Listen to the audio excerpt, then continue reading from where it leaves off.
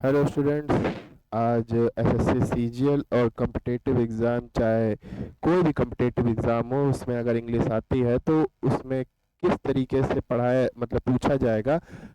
आपको पढ़ा तो दिया गया है पाठक जी द्वारा, पाठक सर के द्वारा आपको सारे डिटेल्स बता दिए गए हैं। हम आपको सिर्फ थोड़ी बहुत प्रैक्टिस कराने के लिए यहाँ पर आए हुए हैं। ठीक है, तो चलते हैं आपके सबसे पहले क्वेश्चन की तरफ, जो आपके सामने ये रहा। I would advise you not to get on the wrong side of your boss. I would advise you not to get on the wrong side of your boss. आपके सामने इतने सारे ऑप्शन है। पहला ऑप्शन है it would be advise by me not to get on the wrong side of your boss. दूसरा है it would be my advice not to get on the wrong side of your boss. You would be advised by me not to get on the wrong side of your boss। एक चौथा है my advice to you would be not to get on the wrong side of your boss। जिसने भी पाठक की बात को बहुत अच्छे से समझा होगा वो सॉरी बहुत अच्छे से समझा होगा, पाठक ने बहुत अच्छे से समझाया था, तो उसको करने में कोई दिक्कत नहीं होगी। वो बिल्कुल पहली चीज तो एडवाइस दे रहा है। क्या एडवाइस दे रहा है, किसको एडवाइस दे रहा है, किस क्या और किसको लगाना होता है, तो किसको दे रहा है, तुम्हें दे रहा है। यू लगाकर यू वुड, जितनी भी मॉडल है उनके ठीक बाद क्या लगा दिया जाता है, B. You would be advised by me not to get on the wrong side of your boss. पहले क्वेश्चन का जो आंसर है वो सी होगा। 1 2 का 4 4 2 का 1 माय नेम इज लखन। 1 2 का 4 4 2 का 1 माय नेम इज लखन।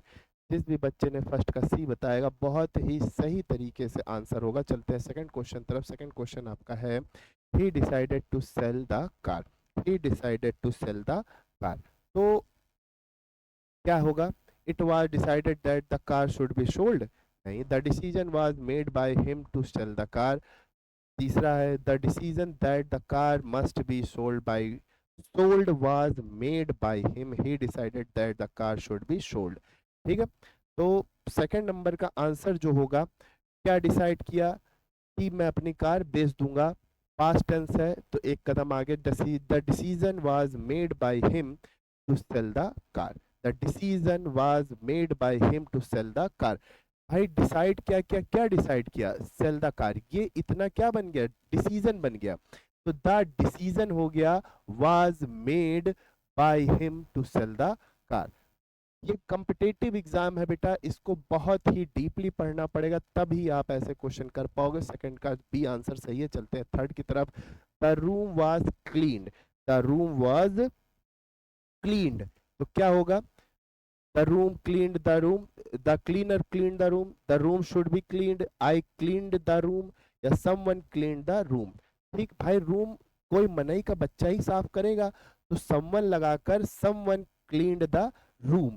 ये आपका जो है ये पैसिव वॉइस बना है, इसका एक्टिव वॉइस बनाना है आपको।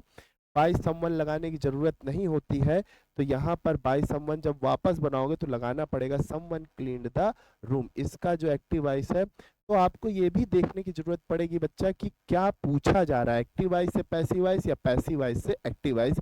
तो ये सब चीजें बहुत ध्यान देने वाली बात है। चलते हैं फोर्थ क्वेश्चन तरफ। Please inter by the left door. Please inter by the left door, fourth number का आंसर जल्दी से बताइए क्या होगा। जिस भी बच्चे ने बहुत ही ध्यान से पढ़ा होगा, प्लीज काइंडली मैडम और सर आए, प्लीज काइंडली मैडम और सर आए उसको वहीं पहुंचा दो। क्या, भैरव घाट। प्लीज काइंडली मैडम और सर आए उसको पहुंचा दो भैरव घाट। उसकी जगह क्या लगा दो, you are requested to enter by the left door. बाकी जैसा लिखा हुआ वैसा लिख दो।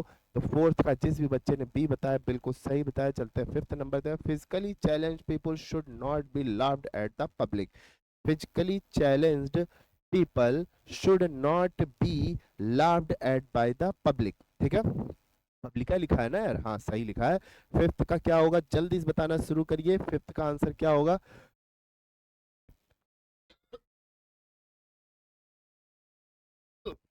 हाँ, फिफ्थ नंबर का फटाफट बताना शुरू करिए। Physically challenge people should not laugh at the public, पहला। दूसरा है the public will not be laughing at physically challenge people. The public shall not be laughing at physically challenge people, या the public should not laugh at physically challenged people. जिस भी बच्चे ने fifth का D लगाया है बिल्कुल सही जवाब, बिल्कुल परफेक्ट आंसर दिया है। चलते 6 नंबर तरफ। I should have met him yesterday, I should have met him yesterday. तो ये प्रैक्टिस सेशन है बेटा, इसको रोज ज्वाइन करिए। क्या बनेगा? He should have meet by me yesterday, नहीं। He should me meeting me yesterday, बिल्कुल गलत है। He should have been meeting by me yesterday.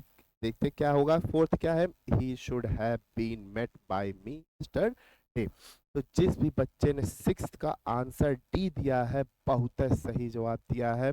इनका क्या हो जाएगा? ही हो जाएगा, शुड लग जाएगा, हैव लग जाएगा, बीन लग जाएगा, मेट आ जाएगा, बाय मी यस्टरडे। सिक्स का क्या हो जाएगा? डी, बिल्कुल सही जवाब है। चलते 7th नंबर क्वेश्चन तरफ जो आपके सामने ये रहा। You can all buy your tickets at this counter.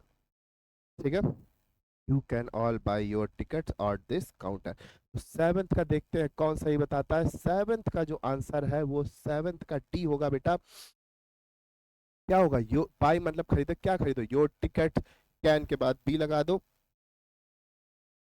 Bye की third form, bought by all of you eight this counter. तो 7th का जिस बच्चे ने डी बताया बिल्कुल सही जवाब दिया। चलते हैं 8th की तरफ। Where were they playing the cricket match. 8th का क्या होगा? 8th का जल्दी से जल्दी देखते हैं क्या बताते हैं बच्चे।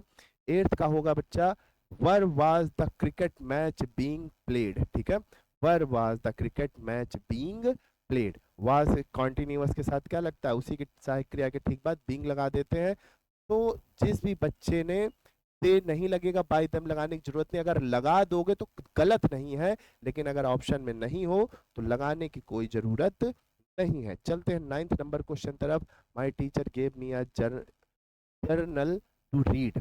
ठीक है, मेरे टीचर ने मुझे एक जर्नल रीड करने के लिए दिया। जल्दी से बताइए इसका क्या होगा। तो क्या दिया? किसको दिया? मुझे दिया। I was given a journal by my teacher to read. जिस भी बच्चे ने 9th का डी बताया बिल्कुल सही जवाब दिया है। चलते हैं 10th नंबर क्वेश्चन तरफ।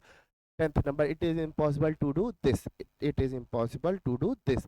तो to do this is impossible. तो जिस भी बच्चे ने 10th का ए बताया है बहुत सही जवाब दिया है। बच्चों, आपको कॉम्पिटिटिव एग्जाम की अगर तैयारी करनी है तो पहले आपको उसके फॉर्मूलेज आने चाहिए, कैसे करना है।